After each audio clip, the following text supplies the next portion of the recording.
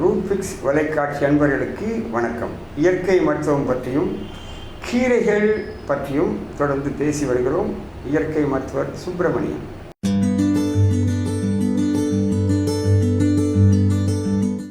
இப்போது பண்ணைக்கீரைன்னு ஒன்று இருக்கு. இது சோளக்காடு. இந்த சோளம் இருக்கிறீங்களா, மஞ்சள் சோளம், வெள்ளைச்சோளம், மழை காலங்களில் ஆடிப்பட்டம் தேடி விதை என்று சோளம் விதைப்பார்கள். கிராமங்களிலே, முக்கியமாக கொங்கு மண்டலங்களிலே, சேலம், ஈரோடு, நாமக்கல், திருச்செங்கோடு, கோயம்புத்தூர், உடுமலைப்பேட்டை, பொள்ளாச்சி, தாராபுரம், மேட்டுப்பாளையம், இதெல்லாம் கொங்கு மண்டலங்களிலே சோளம் முக்கியமான உணவாகும். இப்போதும் ஆப்பிரிக்காவில் சோளம் மிக முக்கியமான உணவு. இந்த சோளக்காட்டுக்குள்ளே இந்த பண்ணைக்கீரைகள் தானாக வரும். அது செடி போல உயரமாக குச்சியாக வரும். இலைகள் நீள நீளமாக இருக்கும். பூ வெள்ளை கலந்த மாதிரி ஒரு பூ இருக்கும். இதை ஆடு மாடுகள் விரும்பி சாப்பிடும். இதை கடையும் பொழுது கடைகின்ற கீரைகளுக்கு கிராம பெண்கள் பயன்படுத்துவார்கள். பண்ணைக்கீரையை கடைந்தோம், ராகி களி, சோளச்சோறுக்கு கடைந்து பயன்படுத்துவார்கள். கிராமங்களில் உள்ளவர்களுக்கு தெரியும், நகரங்களில் அது தெரியாது. ஸோ பண்ணைக்கீரையும் நல்ல சிறந்த கீரை தான். ஒரு நல்ல உயரமான செடியாக இருப்பதனாலே சத்துக்கள் இருக்கின்றன. கடைந்து சாப்பிடலாம்.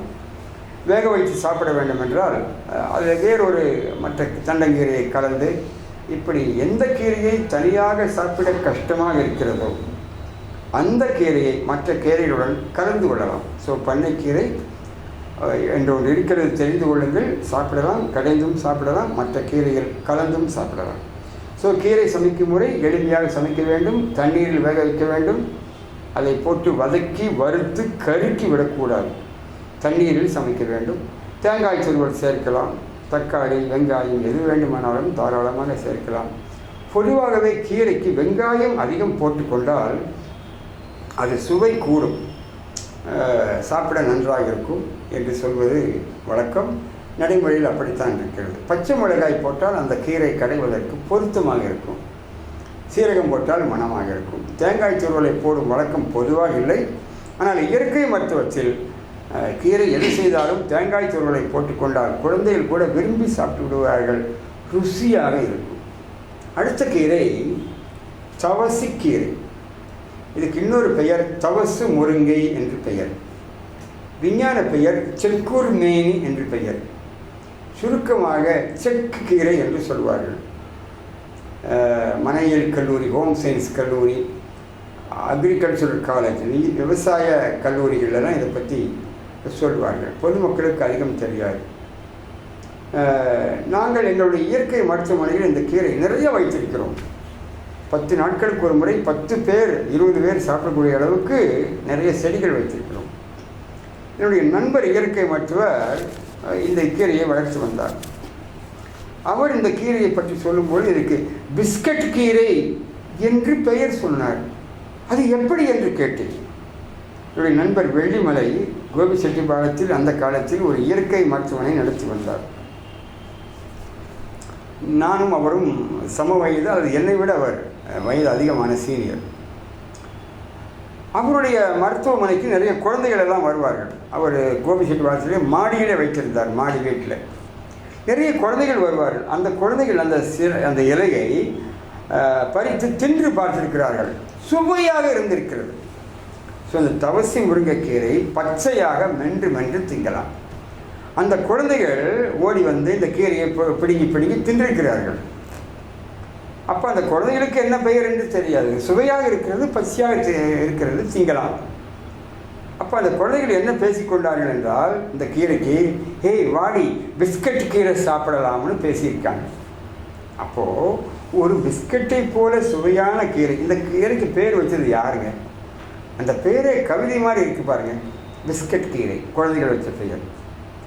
அப்போது இந்த செய்தியை நாங்கள்லாம் ஒரு 35 வருஷம் முன்னாலேயே அந்த பிஸ்கட் கீரை என்ற செய்தி தெரிஞ்சதுனால நானும் அடிக்கடி இந்த கீரையை பச்சையாக சாப்பிடுவேன். சாலட் செய்கிறேன் பாருங்கள், சாலட், காய்கறி சாலட், அதில் இதை போட்டுக்கலாம். இப்போ குழந்தைகளுக்கெல்லாம் சாண்ட்விச் கேட்குறாங்க, எப்பாவது பண்ணுறீங்க. வீட்லேயே இப்போல்லாம் பர்கர் பண்ணுறாங்க, பிஸ்ஸா பண்ணுறாங்க, பரோட்டா வீட்டில் சுடுறாங்க. அப்போ அதுக்குள்ளே இந்த இலையை நீங்கள் வச்சுக்கலாம். ஸோ தவசு முருங்கை என்ற தவசி கீரையை வேக வைத்து சாப்பிடலாம், கடைந்து கூட சாப்பிடலாம். பொரியல் மாற சாப்பிடலாம், கூட்டில் போடலாம், பருப்பில் போடலாம். இப்படி சாப்பிடுகின்ற வழக்கம் தமிழ்நாட்டுக்கு இன்னும் வரவில்லை. தவசு முருங்கை ரொம்ப அற்புதமான கீரை. தமிழ்நாட்டில் இது விற்க காணும்.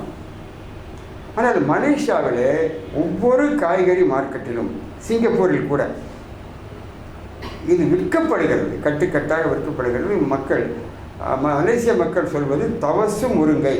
அது என்னமோ பெரிய முனிவர் பாரு தவம் பண்ணின மாதிரி. இவர் தவசு, எப்படி அந்த பெயர் வந்தது என்று தெரியவில்லை. அதை கட்டுக்கட்டாக வாங்கி சென்று சாப்பிடுவார்கள். நான் அங்கே வாங்கியிருக்கிறேன், சாப்பிட்டிருக்கிறேன், பார்த்திருக்கிறேன், ரசித்திருக்கிறேன். ஆகவே இதை அதிகம் சாப்பிட்டால் அதில் புரதம் அதிகம், நல்ல வைட்டமின் சத்துக்கள் இருக்கிறது. விஞ்ஞான பெயர் மல்டி வைட்டமின் கீரை. மனையில் கல்லூரி, ஹோம் சயின்ஸ் கல்லூரிகளில் இந்த கீரைக்கு பெயர் மல்டி வைட்டமின் கீரை என்று அவர் பெயர் வைத்திருக்கிறார்கள். அதில் புரதம் அதிகம்.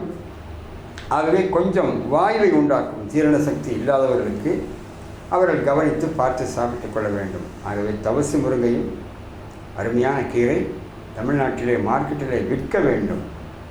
இது விவசாயிகள் வளர்த்தால் நல்லவர்களுக்கு லாபம் கிடைக்கும். அதற்கு எந்த விதமான ஒரு வேலையும் கிடையாது. அது செடியாக குச்சியாக இருக்கும். அது உயரமாக வரும். ஒரு குச்சி, அதில் பல குச்சிகள் வரும். அந்த குச்சியை வெட்டி மழைக்காலங்களில் நட்டு வைத்தால் அது வந்து கொண்டே இருக்கும். வேர் ஆழமாக பிடிக்கும். நல்ல ஒரு கீரை. வீட்டிலேயே வளர்க்கலாம், செடி தொட்டிகளில் வளர்க்கலாம். அது உயரமாக போவதாலே உங்களுக்கு இடம் அடைத்து கொள்ளாது. தவசு முருங்கை என்று நர்சரிகளில் கேளுங்கள். செக்கூர் மேனிக்கீரை நர்சரிகளிலே அந்த குச்சி முளைத்து விற்கப்படும். வாங்கி பாருங்கள். வீட்டிலே உடைய வெராண்டாக்களிலே, பால்கனியிலே, மொட்டை மாடியிலே வளர்ப்பதற்கு சிறந்த கீரை தவசு முருங்கை. மிக அற்புதமான கீரை. மல்டி வைட்டமின் தெரப்பி அதில் இருக்கிறது. ஆகவே ரூட்பிக்ஸ் வலைக்காட்சி நேயர்கள் இன்று முதல் கீரைகளை சாப்பிட வேண்டும். கீரை ஆரையடா சொன்னாய். ஆரை கீரைக்கு ஒரு அவையார் ஒரு பாட்டு பாடிய கதையெல்லாம் இருக்கிறது. இதை தெரிய வேண்டுமா? அடுத்த நிகழ்ச்சிகளில் இணைந்து கொள்ளுங்கள். நன்றி, வணக்கம்.